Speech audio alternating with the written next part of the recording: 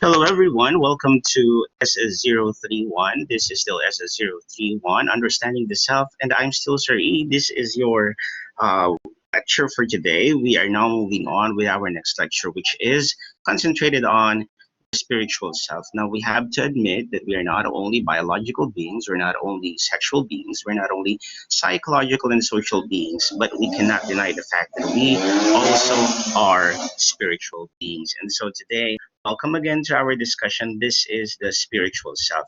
And these are our objectives for today. We'll try to understand the distinction between belief and practice of religion.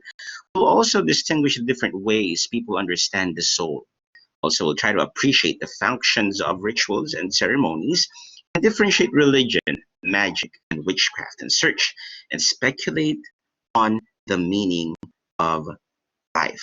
Now, there are two things which has to be considered in the evaluation of one's spiritual self: our beliefs and our practices. No matter what our religious affiliations might be, there are beliefs and practices that we do have, at least individually. And when we speak of beliefs, these is a set of this sets the foundation for our actions. It could be unlimited beliefs and no and boundless beliefs. And when we say that belief sets the foundation for one's action, the reason why we act on certain things in particular in the spiritual context of Filipinos is because we are so tied with the many religious beliefs that we do have that somehow helps us to move forward in our lives, but in some ways as well, okay, does not and do not allow us to perform well in real life. And also, we talk about practices. And when we speak of practice, this is an action which manifests one's beliefs. Okay. So when you talk about our beliefs, these are the intangible ideas, okay, or concepts that we do hold so dearly in our hearts and in our minds. And the physical manifestation or the tangibility of these beliefs is found in our practices, in the actions which manifests the beliefs that we do have. However, when we talk about these practices, this is very much limited by the laws and rules depending on which state or country you are from. Now, the problem though arises when practices and beliefs are actually inconsistent, and these somehow is the reason why there are people who are questioned with their beliefs because they do not in any way, okay, um they are not in any way consistent with their practices. When such happens, a person will either abandon a belief or hold on to their beliefs more. Now, let's talk about beliefs in supernatural beings in power. And I want to be very much inclusive here because there are perhaps many of you who are in your journey of being agnostics. And when you are agnostic, that means that you are questioning whether there should be a belief in a supernatural being, whether that supernatural being can be called God of Christianity, Allah of Islam, or Yahweh of Judaism, or whatnot. Okay. Now, when we talk about the beliefs in supernatural beings in power, you have to understand that our beliefs, guide us in our moral decisions and actions. And that's the reason why, in a very quote unquote religious country like the Philippines, most of our actions are very much guided by our spiritual beliefs, and even our laws are very much uh, mirroring the spiritual aspects of our society. Say, for example, if you live in a community of the same faith, okay, you know, okay, that there are definitely people who have the same moral decisions as you are, and they have the moral ideas. You have the same moral ideas with regards to marriage, with regards to politics, with regards to different political and social issues. However, if you are not a member of a religious group or you do not agree with a religious belief, what do you think you would consider differently? Again, um, if I may say, and I want to be inclusive at this time, I know that some of you are very much religious, and some of you might be in the process of taking time in knowing your spiritual identity. However, there are some of you who are quite questioning the existence of a supernatural being. But what could have been different had you not been in any way rooted in the faith? Or if you are unrooted at the moment, what could have been different if you are part of the faithful at the moment? Now, in your screen right now, you will see a cover of Time magazine a couple of decades back when there was a mass suicide committed by members of a cult headed by Jim Jones in the U.S. Perhaps some of those who are very much willing to go as far as uh, taking their own lives for the sake of their beliefs. Okay, there are those people who are like that. But let's look first at the religious beliefs in the Philippines. Of course, in this pie chart that you see on screen right now, we know that Christianity is still predominant here in the Philippines. Okay, and when we talk about this, we talk about Catholicism just the same. Okay, having 82.9% of the population, and then you have the Muslims, which is considered to be 5% of the population, although there is a study which is conducted where it says that a couple of decades from now, mas marami na ang Muslim kaysa sa mga Kristiyano. Okay, sa buong daigdig for so many reasons perhaps. And then you have the evangelicals, the Iglesia ni Cristo, the other Christian affiliates, and those who are not in any way affiliated. Now, when we talk about Christians, part of their beliefs, of course, is that man was created in the image of God, or what we call as the Imago Dei, or the image of God in man. Okay, and we know that in Christianity we believe in Christ. Okay, perhaps for um, Catholics and born again Christians, we believe that Jesus Christ is the Savior of the people. Okay, for Iglesia ni Cristo, they do not really believe that Christ is a God. Okay, but he is considered as a prophet. Okay, also. Say for example in Judaism, where Jesus Christ is not really seen as a God but as a prophet. In fact, he is considered as a lesser God because he was not able to fulfill, okay, the prophecies foretold of a Messiah. Okay, for Judaism, they only believe that Jesus was able to fulfill, okay, the spiritual prophecy of a Messiah, but not the political prophecy. That's the reason why Israel at the moment is still waiting for a Messiah, even as I speak at the moment. Okay, so as compared to Christianity, we believe that Jesus Christ is the Savior, okay, of humanity, that he died on the cross, he was resurrected, and he will come again. Okay, and that's the belief of Christians. Okay, also that man was created in the image and the likeness of God. Okay, also Christians believe in the life after death.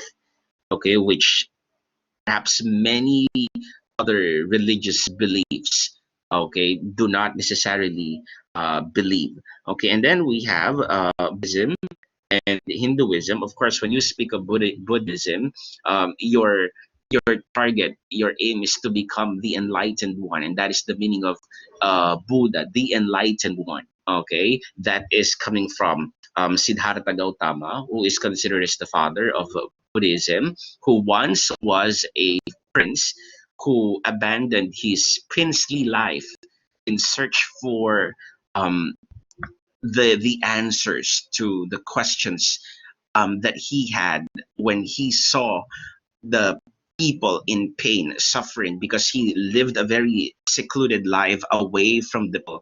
And that's when he left and he went on a journey. And then in his journey, he found his enlightenment. And that's when he was called as a Buddha, or the enlightened one. In Hinduism, the goal of people is to reach nirvana. Okay, and when you talk about Hinduism, this is very much largely concentrated in the South Asian part. of the world.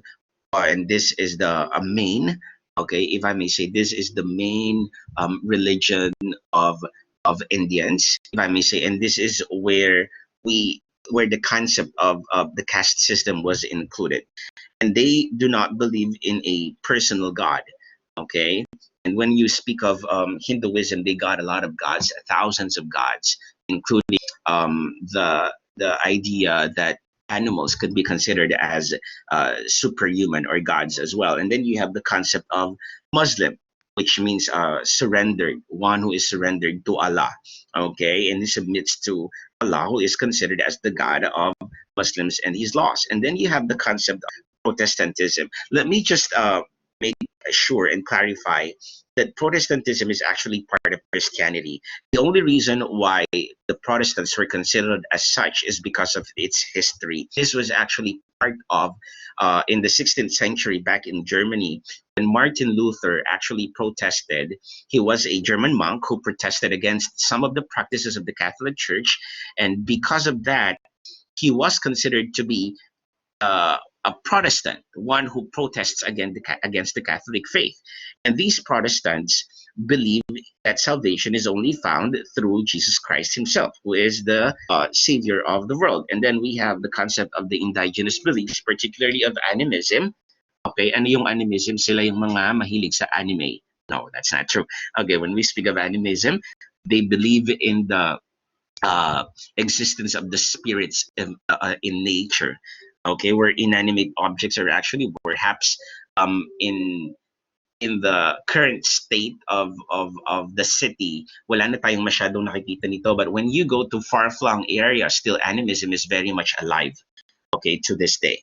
Okay, so you have the concept of Christianity, of Buddhism, of Muslim, of Protestantism, of Hinduism, okay, of indigenous beliefs as well, and also, if I may include Confucianism, okay, as a religious belief. Perhaps not in the Philippines predominantly, but there are Confucians here in the Philippines, okay, and you have to understand that Confucianism isn't actually considered as a religion. For the most part, it is considered um, as a what? As a philosophy. And this is something that we've already discussed, okay, back in the self as a social construct. When I explained to you that Confucianism isn't a religion, it is more of a philosophy, but it was the adherents of Confucius, okay, made this into some sort of a religion because there is some sort of a spirituality as an end to it.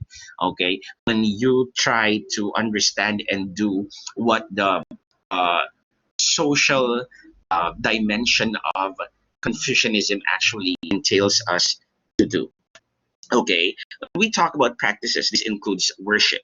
Okay, of course, when you talk about worship, it all depends on what day perhaps you worship. For some religious groups, it's a Sunday. For some, it could be a Saturday. For some, it could be Sunday and a Wednesday if you have a prayer meeting or whatnot. And then you have celebrations, in particular, say for example, Christmas. Okay, the Lent season. Okay, the Holy Week, or what we call as the Holy Week, and of course you have rites. Circumcision is very much part of the Old Testament um, practice. Okay, when I speak of the Old Testament, of course, Christianity still believes in the Old Testament. Okay, the Judaism believes in the Old Testament, but it does not necessarily believe in the New Testament because New Testament is about Jesus Christ, and they do not believe in Jesus Christ. Okay, and then you have matrimonial, and when we speak of matrimonial, we speak about marriage. Okay, and in the Philippines, marriage is very much holy. Okay, that's the reason why same-sex marriage is not allowed even until now in the Philippines, is because it's very much religious in nature. And then you have the rituals, okay, attached to it, and then funerals. Okay, kaya nga sa mga funerals, di ba, nakakakita kayo na merong mga funeral services and whatnot, the rites, the rituals that we do in funeral services, and baptism as well is very much religious in nature. Okay, you know that Jesus Christ was baptized, and this practice has been going on ever since. Okay, for some, when we talk about dedication or baptismal or dedication, for in some religions, okay, this is a dedication of the child to God. Okay, that's the reason why kapag uh, kapag na-dedicate ng isang bata, ano ang binabanggit? About welcome to the Christian world. Okay, that means you are the kid is the child is being welcomed already in the Christian society and whatnot. And then you have town fiestas, which is very much reflective of the Catholic faith. This is something that was given to us by the Spaniards. Okay, historically. Okay, with us being colonized by the Spaniards came the traditions and practices that were passed on to us, including town fiestas. The reason why we do town fiestas is actually in celebration of the patron saints, okay, of the town or of the community and whatnot. And also, you have the trances, but these trances are very much not religious in aspect anyway, but perhaps they could be considered in doon sa mga magics and whatnot. And then you have the dances. Okay, may mga nagsasayaw sa ubando. And why do they do dancing in ubando? Again, okay, for some, because they want to get pregnant. Okay, ito yung mga paniniwala. And of course, you talk about meditations and whatnot. Now, people become religious and they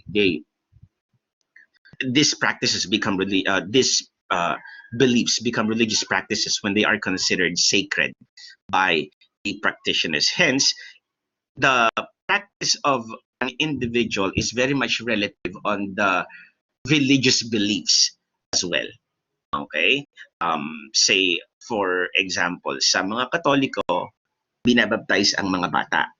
Sa mga, in other Christian denominations, say for example, in some born-again affiliations, they do not really baptize children, but they dedicate, okay, children to God. Okay? There's still a ceremony for that, but the baptism for born-again Christian comes at the age, okay, ng bata kapag he or she already has an idea what is happening, because dedication is already a presentation of yourself and of your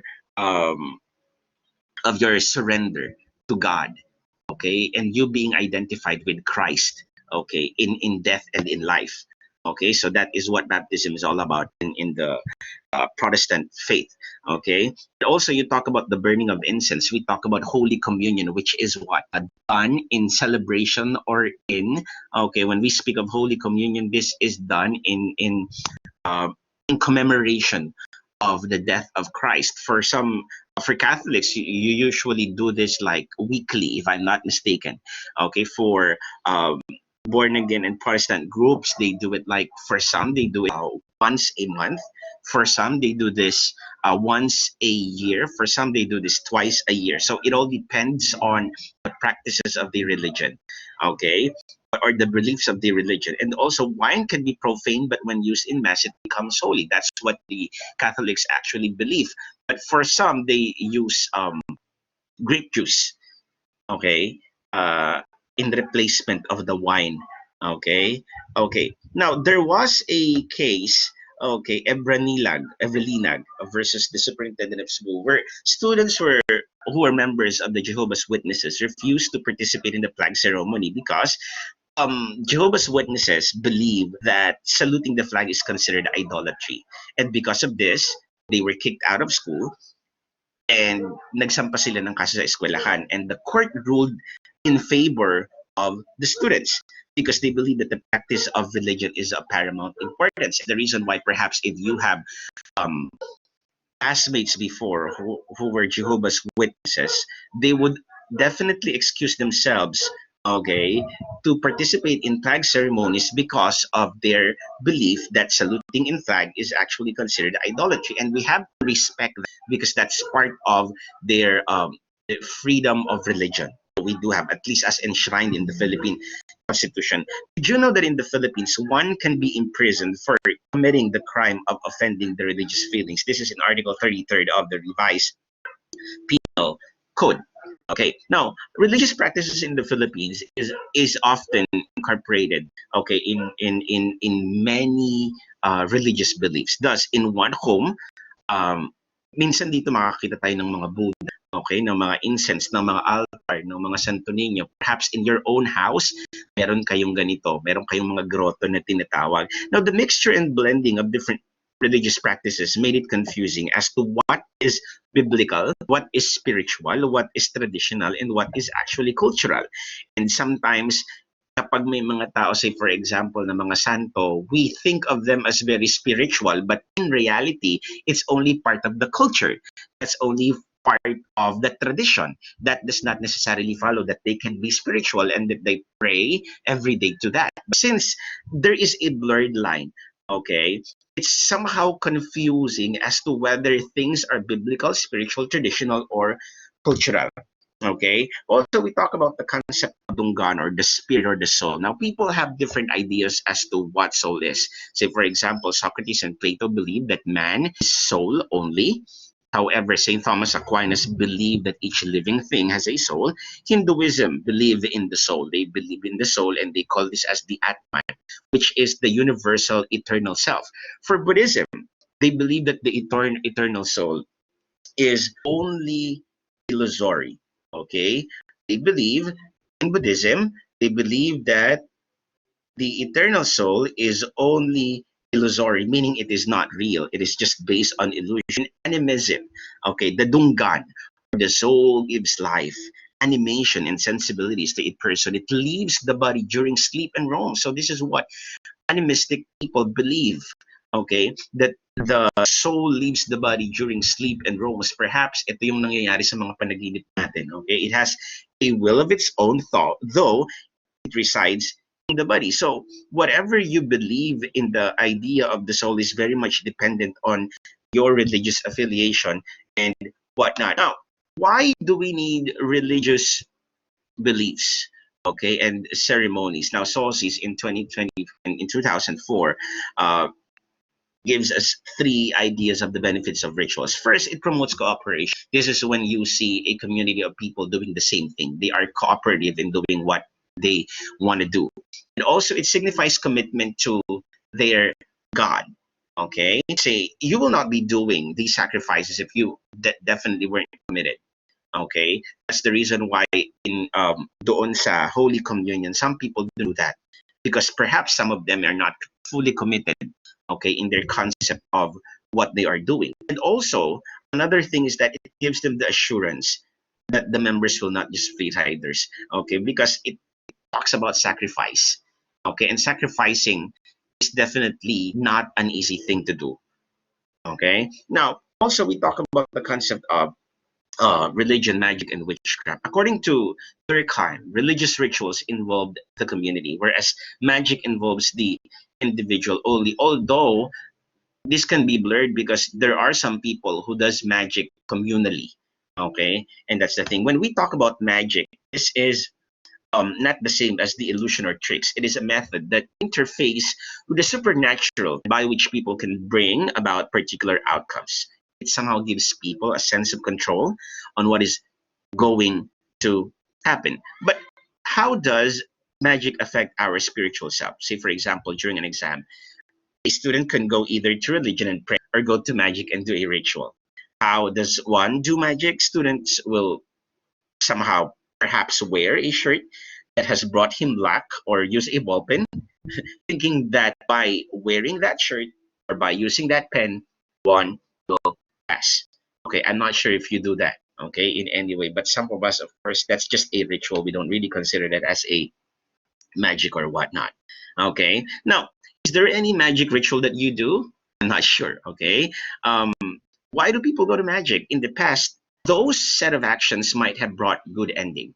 Okay, that's the reason why people turn to magic. Hence, they make sure that the results of doing magic would also be good. Okay, and the person will replicate all the acts done in order for the good things to happen as well. Now, if magic didn't work, it will be rationalized as saying that person might have done some wrong procedures in doing so. That's why it didn't work out, and not because the magic didn't actually work. Let's talk about witchcraft. Okay, for as long as somebody wills evil in another, that is considered a witchcraft. Okay, it's actually associated with the work of the devil when you talk about witchcraft because person does witchcraft in order to harm another individual, and that's evil. That is the work of the devil. Now, one person might be practicing all three at the same time. We talk about a person practicing religion, magic, and witchcraft. That is possible. Say, for example, you go to church, but knock on wood, ward of bad luck. Okay, so you talk about that. Okay, and then why should I continue to live, or what can give you life? Because that's one of the questions of religion. Now, according to Viktor Frankl, who was a former prisoner in the Nazi concentration camp. He actually rejects the deterministic view of human nature. He does not believe in fatalism. Okay, he does not believe that things happen because they are bound to happen in any way. For him, the main motivation why men continue to live is the will to meaning. And religion seeks to find the purpose of life, the purpose of existence, to give meaning to life itself. Now, for him, we can discover meaning in three ways. Number one is by creating a work or doing a deed, finding value in the things that we do. Now, it doesn't necessarily follow that you have to be spiritual in finding meaning. For some, it could be so. For some, it's just by creating a work or doing a deed, a good deed perhaps. Also by experiencing something or encountering someone. When people experience something positive like goodness, love, beauty, or just merely experiencing culture and nature, they find meaning to life itself. That's the reason why people would want to be up close with nature, is because they find attuned with nature and they find meaning in life by being one with nature itself. Lastly, by the attitude we take toward unavoidable suffering. Now, this emphasizes that even in suffering, one can find meaning in life, or one can turn one's predicament into triumph. So, this speaks of our attitude, okay, towards what we want to happen, at least in life. So, in summary, the spiritual self is shaped by our beliefs and practices, which can be either religion, magic, or witchcraft. And the way we define ourselves shape the choices we make. Thus, in the definition of the spiritual self, we should not ask what is the meaning of life, but rather understand that it is life that is asking us what is the meaning that we give to life itself. And that wraps up our discussion on the spiritual self. Again, this is S031 Understanding the Self, and this has been Sir E. Thank you for joining me today. God bless you all.